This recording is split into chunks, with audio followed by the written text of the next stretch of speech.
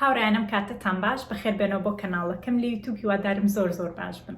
لە ڤیدیۆی ئەمڕۆ وەڵامی چەند پرسیارێکینەوە دەربارەی کەنەدا. ئەو پرسیاری زۆر دووبارە ئەبێتەوە ئەوەیە کە من چۆن بگەم بە کەنەدا لە ساڵی 2023. جا پێشەوەی دەست پێ بکەین ئەمە بڵێن پیرۆزە هاندەرانی هەڵبژاردەی ئەرجەنتین بە بۆنەی گەشتنی ئەرجەنتین بە یاری کۆتایی مۆندیال. و ئەگەر یەکشەم بردمانەوە ئەو ئەتوانن نامەم بۆ بنێرم، بەڵام ئەگەر ئەرجەنتین دۆڕاتکای کەس نامەم بۆ نەنێرێ لە فەیسبوک و کەس لە کۆمنت تاگم مەکەن، چکە بەڕاستی حاڵم پەرێشانە ئەو ڕۆژە بێ هەموو شتێک دابخم، مۆبایل و تەلەفۆن و هەموو شتێک، بۆیە کەس پەیوەندیم پێوە نەکە. جا با دەست پێ بکەین بە پرسیاری یەکەم.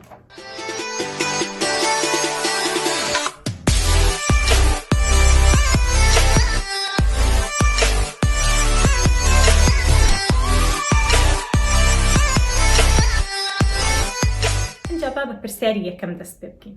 چۆن بگەم بە کەنەدا لە ساڵی 2023؟ سەرەتا با بە شێوەیەکی گشتی باسی جۆرەکانی ڤیزەی کەنەدا بکەین، بۆ لەبەر ئەوەی ئەگەر بتێ بگەی بە کەنەدا پێویستیت بە ڤیزەیە. بەڵام کام ڤیزە بۆ تۆ گونجاوە؟ یەکەم ڤیزەی گەشتیاری، دووەم ڤیزەی خوێندن یاخود ڤیزەی کار.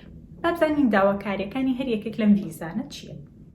ڤیزەی گەشتیاری ئەم جۆرە ڤیزەیە خۆی هەر یەک جۆرە، بەڵام لقێکی بچووکی هەیە، ئەویش ڤیزەی گەشتیاری بزنسە کە پێڵێن بزنس ڤیزیتەر ڤیزە، بۆ ئەو کەسانەیە کە خاوەن بزنسن لە کوردستان ئەیانەوە بێن سەفەرێکی کەنەدا بکەن، بزانن کاروباری کەنەدا چۆنە، ئینجا بڕیار بێن لێرە بزنسێ بکەنەوە بۆ خۆیان یاننا.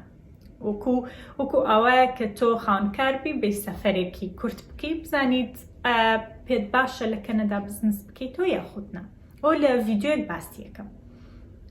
بۆ ڤیزەی گەشتیاری، ئەوەی خەڵکە زۆرەکەی کوردستان حەزەکە بە ڤیزەی گەشتیاری بێت، پێویستیت بەچێ؟ حسابی بانک. ئەبێ حساب بانکت هەبێت. لە ئێستاوە ئەگەر ئەم ڤیدیۆیە ئەبینیت بڕۆ حساب بانقیەک بکەرەوە. پشتگیری کار، پێویستیت بە پشتگیری کارە بۆ ئەوی بیسەلمێنی کە من یەم بۆ تەنها بە مەبەستی گەشتیاری یەم نامێنمەوە لە کەنەدا و خۆم ڕادەستی حکوومەت بکەم. ئەبێ پشتگیری کار بێنی بەهێز بێت بۆ ئەوی بزانن کە تۆ کارێکت هەیە لە کوردستان ئەگەڕێیتەوە. ئایلس، داوای ئایلسی نەکردو. ئایلس پێویستیت بە ئایلس نییە بە هیچ جۆرێک، لە هیچ شوێنێک ئاماژەی بۆ نەکردو کە ئایا تۆ ئەبێ ئایلسەکە دابنی ئەکادمیک بێن جەنەرال. کاتای ڤیزەی گەشتیاری پێویستی بە ئایلس نییە. خاڵێکی تر داوەتنامە زۆر گرنگە بۆ بەهێزکردنی ئەپلیکیشنەکەت. دوو جۆر داوەتنامەت هەیە، یان هاوڕێیەک بۆت ئەنووسێ کە لە خۆی لە کەنەدا بێت، یاخود کۆنفرانس. لە ڕێگەی کۆنفرانسەوە پۆستم کردووە لە فەیسبوک لە پەیجەکەم، ئەتوانن سەیری بکەن لینکی ئەو کۆنفرانسانەی کە لە کەنەدا لە ساڵی 2023. پارەی پێویست چەنە؟ ڤیزەی گەشتیاری یانی پارە سەرفکردن. ئەبێ بەڕاستی تا پێ بکرێ بڕەپارەیەکی باش لە حساب بانقیەکەت دانێ، لە دەفتەر و نیوێ کەمتر نەبێت و لە 3 دەفتەریش زیاتر نەبێت. بۆ ڤیزەی گەشتیاری نەچیت 10 دەفتەر دانێ، خۆی ئەگەر هەتە ئەوە کێشە نییە، بەڵام ینی شتەکە با تۆزێ لە ڕاستی بچێ. 3 دەفتەر دانێ، 2 دەفتەر دانێ، دەفتەر و نیوێک باشە.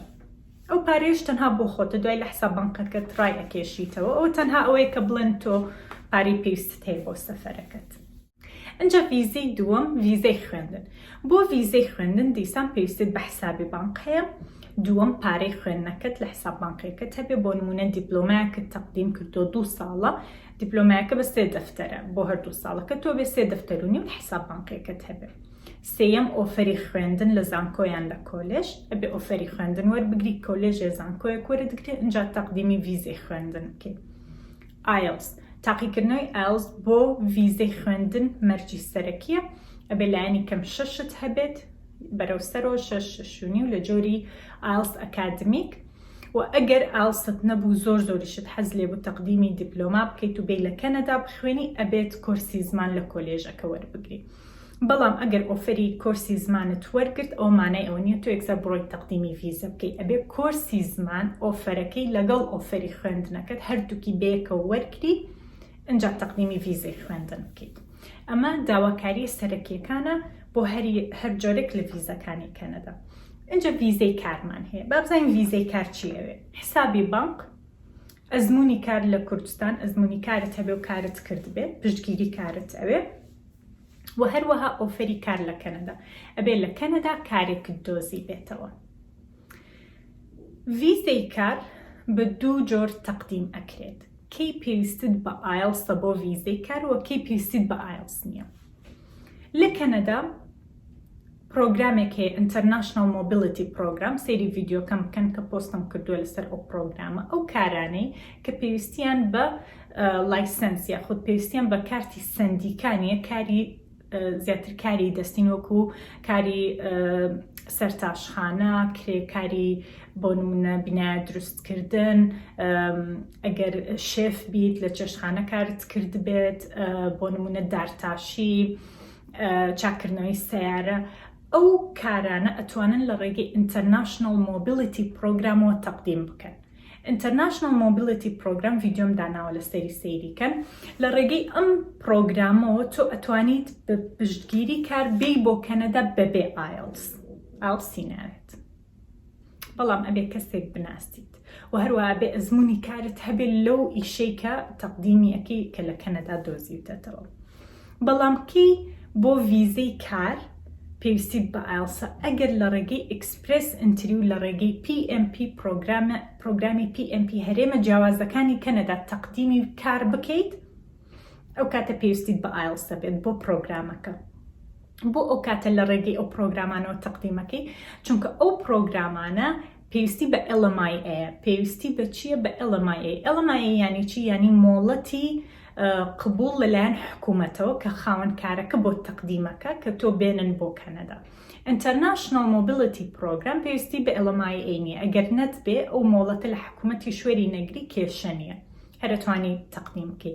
بەڵام ئەگەر تەقدیمی PMP پرۆگرامەکانت PMP بەزمەکێ پیرم چوو، ئەگەر تەقدیمی PMP هەرێمە جیاوازەکان بکەی، ئەو کاتە پێویستی بە ئایلس ئەبێت بۆ پرۆگرامەکە، ینی بۆ PMP-ەکە یان بۆ ئەکسپرس ئەنتری داوای ئایلس ئەکات، بەڵام جۆری جەنەرال ترینینگ. تۆ ئەبێت سەرەتا بزانی کام جۆرە ڤیزە بۆ تۆ گونجاوە کە بڕیارەت یا بە ڤیزەی گەشتیاری بیت، ئەبێت داواکاریەکانی ڤیزەی گەشتیاری جێبەجێ بکەیت. من ڤیدیۆم هەیە لەسەر تەقدیمکردنی ڤیزەی گەشتیاری. هەروەها ئەتوانی سەیری ئەو ڤیدیۆیانە بکەی کە دامناوە لە یوتیوبەکەم کە باسی چۆنیەتی تەقدیمکردنی ڤیزەی گەشتیاریەکە. ئەمە بە شێوەیەکی گشتی. بۆیە کە دوایی نامەم بۆ ئەنێرن و ئەڵێن سۆماخان چۆن بگەم بە کەنەدا، منیش ئەڵێم بێ زەحمەت وەرە سەیری ئەم ڤیدیۆ بکە لەبەرەوەی ئەو پرسیارە زۆر دووبارەیە و ئەتوانن سەیری پلەیلیستی ڤیدیۆکانم بکەن لە یوتیوب بە پێی بەشەکان جیام کردوتەوە. ئەگەر هەر پرسیارێک تێ لە کۆمنت بۆم بنووسە و هەتا ڤیدیۆیەکی تر بیرت نەچە سەبسکرایبی کەناڵەکەم بکەیت، هەتا ڤیدیۆیەکی تر و بابەتێکی تر لەسەر کەنەدا خواتمان لەگەڵ.